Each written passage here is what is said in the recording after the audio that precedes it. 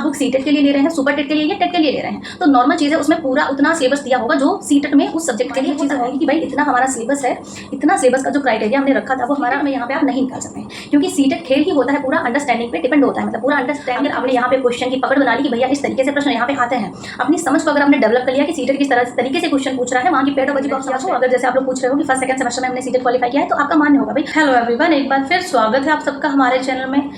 ये वीडियो आज सीटेट दिसंबर 2024 जो आपका एग्ज़ाम आने वाला है, एक तो जुलाई आपका हो चुका है 2024 में, अब दोबारा जो आपका एग्ज़ाम होगा, एक साल में 2 बार यहाँ पे सीटेट का एग्ज़ाम कंडक्ट कराया जाता है, तो दोबारा वाला यानी दिसंबर वाला सीटेट का एग्ज़ाम उस पर हम यहाँ पे बात करने वाले हैं कि भाई इसमें क्या हमें पढ़ना है, सिलेबस क्या है इसका, क्या इसमें अपेयरिंग वाले फॉर्म भर सकते हैं, यानी जो लोग अभी बीएड और बीटीसी डीएलएड में एडमिशन लिए हैं वो इसमें अप्लाई कर सकते हैं, या जिनका फर्स्ट सेमेस्टर हो गया है, सेकेंड सेमेस्टर है, वो चीज़ों पर यहाँ पर बात होगी। और इसका नोटिफिकेशन आपको कब तक देखने को मिलेगा और एग्ज़ाम इसका कब होगा, ये सारी चीज़ों पे आज हम यहाँ पे बात करने वाले हैं। तो अगर आप सीटेट एग्ज़ाम देने जा रहे हैं या फिर आपका किसी भी रीज़न से थोड़ा बहुत चीज़ें हो जाती हैं, उसकी वजह से आपका सीटेट नहीं क्वालिफाई हुआ है, देन ये वीडियो काफ़ी आपके लिए यूज़फुल रहने वाला है। तो इस वीडियो को अंत तक ज़रूर देखें। चैनल पर पहली बार आए तो हमारे चैनल को सब्सक्राइब करिएगा, क्योंकि यहाँ पर सीटेट से रिलेटेड आपको वीडियोज़ देखने को मिलते रहेंगे। तो सबसे पहले यहाँ पर हम बात करेंगे आपका एग्ज़ाम की। तो ये सीटेट दिसंबर में, मान के चलिए ये जो आपका सीटेट एग्ज़ाम है ये दिसंबर के आसपास आपका हो जाना चाहिए। क्यों हो जाना चाहिए? क्योंकि इस बार आपका जो पेपर है वो जुलाई में हुआ था, उसके बेस पे ये दिसंबर में हो जाना चाहिए। अगर हम 2023 की बात करें तो वहाँ पे आपका एग्ज़ाम अगस्त में गया था, जिसके बेस पे दोबारा वाला जो पेपर था 6 महीने बाद वाला वो जनवरी में हुआ था, लेकिन यहाँ पे आपका जुलाई में हो गया है। उसके बेस पे अगर हम देखें तो सीटेट आपका दिसंबर में एग्ज़ाम हो जाना चाहिए। अब हम नोटिफिकेशन की बात करेंगे तो सितंबर में आपका नेक्स्ट मंथ आपका नोटिफिकेशन आपको यहाँ पे देखने को मिल जाएगा। तो यहाँ पे अगर आप सोच रहे हैं कि नेक्स्ट मंथ देखने को मिलेगा तो काफ़ी टाइम है, तो बिल्कुल भी आपके पास टाइम नहीं है, आपको अपनी प्रिपरेशन अभी से स्टार्ट कर देनी होगी। क्योंकि अब आप देख रहे हैं सीटेट में जो अभी हाल ही में हुआ है उसमें 20 लाख से ज़्यादा छात्र यहाँ पे फेल हुए हैं। तो रीज़न्स हैं, मतलब आप लोग इसको डीपली नहीं ले रहे हो, सीरियसली नहीं ले रहे हो, यही रीज़न है इसका कि आपका 90 नंबर का क्राइटेरिया आप नहीं निकाल पा रहे हैं। तो यहाँ पे अगर हम सिलेबस की बात करें तो आपको पता है यहाँ पे आपके 5 सब्जेक्ट होते हैं। पहले तो लैंग्वेज हो गई, फर्स्ट और सेकंड 2 लैंग्वेज हो गई, तो 60 नंबर यही हो गया। फिर आपका सीडीपी 30 नंबर का हो गया, आपका मैथ 30 नंबर का हो गया, और आपका यहाँ पे बचा ईवीएस। ये हमने पेपर फर्स्ट की बात की। सेम ऐसे ही पेपर सेकंड में आपका सीडीपी 30 नंबर का हो गया, आपका लैंग्वेज हो गया 60 नंबर का। बाकी जो अगर आपने बीएससी वगैरह किया है तो आपको यहाँ पे साइंस मैथ 60 नंबर का देखने को मिलता है। अगर आपने आर्ट साइड से हैं तो यहाँ पे आपको सोशल साइंस 60 नंबर का देखने को मिलता है। तो ये तो रही सिलेबस की बात। जो यहाँ पे 150 नंबर यहाँ पे आपसे 150 नंबर का ये मतलब आपका पेपर होता है। यहाँ पे 150 प्रश्न यहाँ पे आपसे पूछे जाते हैं। तो जैसा कि सबसे पहले अगर आप पहली बार एग्ज़ाम दे रहे हैं, क्योंकि अगर आपने दे रखा है 1-2 नंबर से रह गया है तो कहीं ना कहीं आपके पास चीज़ें हैं, आपने सिलेबस देखा होगा, आपने कहीं ना कहीं थोड़े बहुत नोट्स बनाए होंगे, कमी रह गई जिसकी वजह से आपका 1-2 नंबर से नहीं निकला। लेकिन यहाँ पे जो लोग पहली बार दे रहे हैं उनके पास कुछ भी नहीं है, उनको सीटेट का सी भी नहीं पता है कि भाई इसमें क्या सिलेबस है। तो सबसे पहले तो आपको यहाँ पे, जैसे मैं अगर सीडीपी की बात करूँ, मतलब जितने भी सब्जेक्ट हैं यहाँ पे उनका सिलेबस अच्छे से आपको नोट डाउन कर लेना है। क्योंकि बहुत सारे लोग यहाँ पे जो है पेड कोर्स वगैरह ले लेते हैं, सब्सक्रिप्शन ले लेते हैं, लेकिन जो लोग यूट्यूब से, कुछ लोग सोचते हैं कि हम सिर्फ यूट्यूब के थ्रू जो है वीडियोस देख देख के यहाँ पे अपना सीटेट क्लियर कर लेंगे। कुछ लोग बुक्स के थ्रू पढ़ते हैं। तो भाई जो लोग बुक्स के थ्रू पढ़ते हैं उनका तो ठीक है, क्योंकि अगर कोई आप बुक सीटेट के लिए ले रहे हैं, सुपर टेट के लिए या टेट के लिए ले रहे हैं, तो नॉर्मल चीज़ है, उसमें पूरा उतना सिलेबस दिया होगा जो सीटेट में उस सब्जेक्ट के लिए होता है। लेकिन अगर आप सोच रहे हैं कि वीडियोस देख देख के हम पढ़ लेंगे, तो पता लगा किसी जो टीचर ने सिर्फ डाल दिया जिन पे आ जाएगा वीडियोस, किसी ने डाल दिया वाइगोस्की का, तो ऐसे ही कोई ज़रूरी नहीं है वो सीक्वेंस से पूरा आपका यूट्यूब पे कवर कराएं। तो आपका सबसे अच्छी चीज़ है कि आप जो है सीडीपी की बात करें, अगर हम जो 30 नंबर का होता है तो उसका प्रॉपर तरीके से लिख लीजिए। जैसे कि आपको पता है यहाँ पे चाइल्ड डेवलपमेंट जो है आपका, यहाँ से आपके 10 क्वेश्चंस पूछे जाते हैं। अगर हम बात करें इंक्लूसिव एजुकेशन की यानी समावेशी शिक्षा की, तो यहाँ पे 5 नंबर समावेशी शिक्षा से आते हैं। बाकी के अगर 15 जो बचे वो आपकी यहाँ पे पेडागोजी आती है। तो सबसे पहले अगर आपको काम करना है, अगर आप अच्छा स्कोर करना चाह रहे हैं यहाँ पे, तो सबसे पहला जो काम आपको करना है वो आपको अच्छे से CDP, फिर मैथ, फिर लैंग्वेज, फिर EVS प्रॉपर तरीके से इनका आपको सिलेबस नोट डाउन कर लेना है। आपको सिलेबस कहीं पे भी मिल जाएगा, गूगल पे आप सर्च करेंगे वहाँ पे भी आपको मिल जाएगा, सीटेट की ऑफिशियली वेबसाइट पे आपको मिल जाएगा।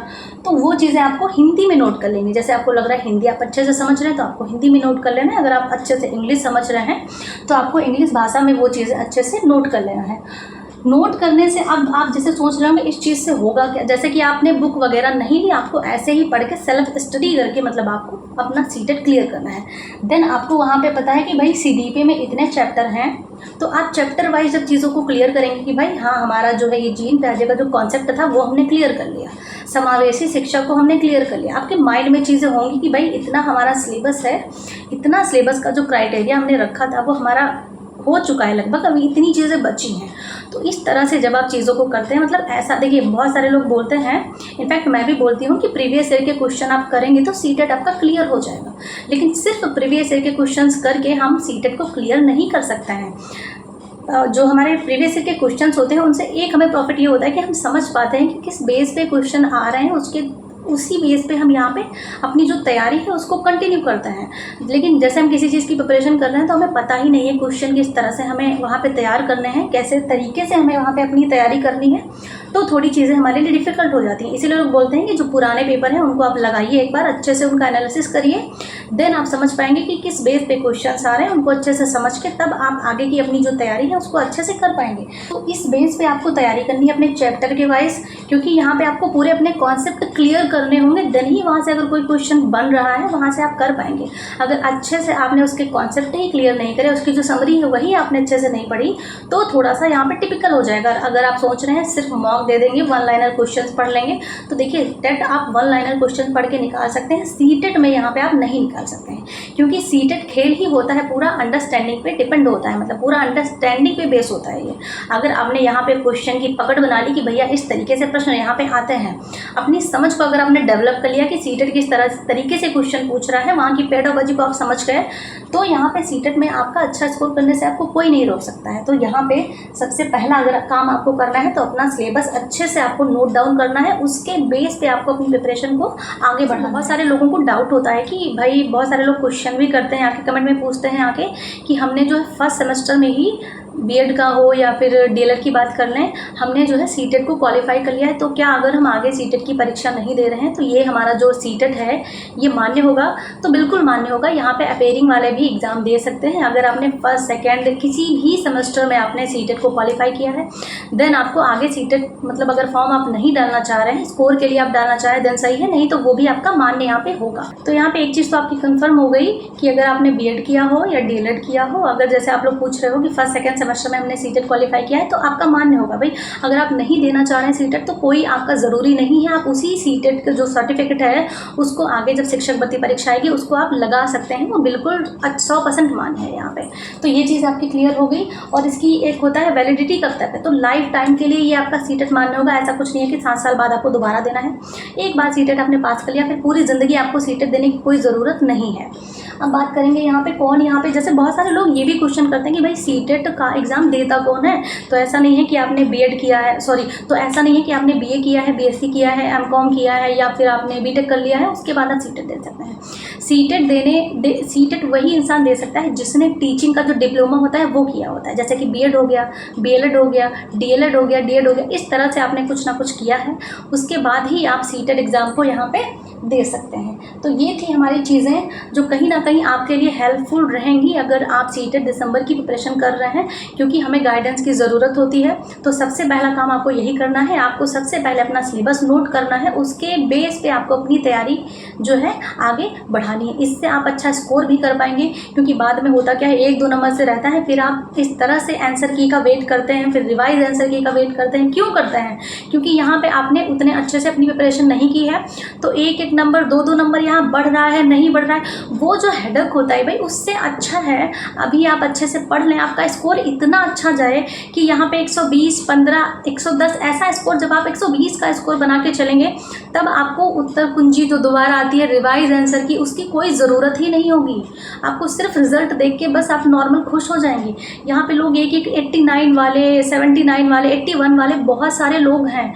तो इस चीज़ को आप, जो ये आपकी गलतियाँ होती हैं बाद में रिग्रेट करने से कोई फ़ायदा नहीं होता है। अभी अच्छे से पढ़ लीजिए, अभी टाइम है आपके पास 3 महीने का, 3.5 महीने का अभी से। वो 2 महीने लास्ट के 1 महीने में चीज़ें क्लियर नहीं होती हैं। तो अगर आप अच्छे से अच्छा स्कोर करना चाहते हैं, वो जो झंझट होता है कि भाई 1 नंबर से रह गया, 2 नंबर से रह गया, उन झमेले में नहीं आपको पढ़ना है, वो हेडेक आपको नहीं लेना है। तो आप अपनी तैयारी अभी से शुरुआत करिए, अपनी तैयारी की शुरुआत करिए और कंटिन्यू करिए। देन आप अच्छा स्कोर वहाँ पे ज़रूर गेन करेंगे। देन वहाँ पे आप अच्छा स्कोर करेंगे और आपको बहुत अच्छा फील होगा, वहाँ पे आपका कॉन्फिडेंस बूस्ट होगा।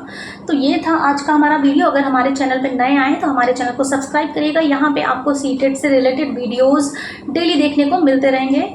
तो मिलते हैं हम नेक्स्ट वीडियो में। Thanks for watching.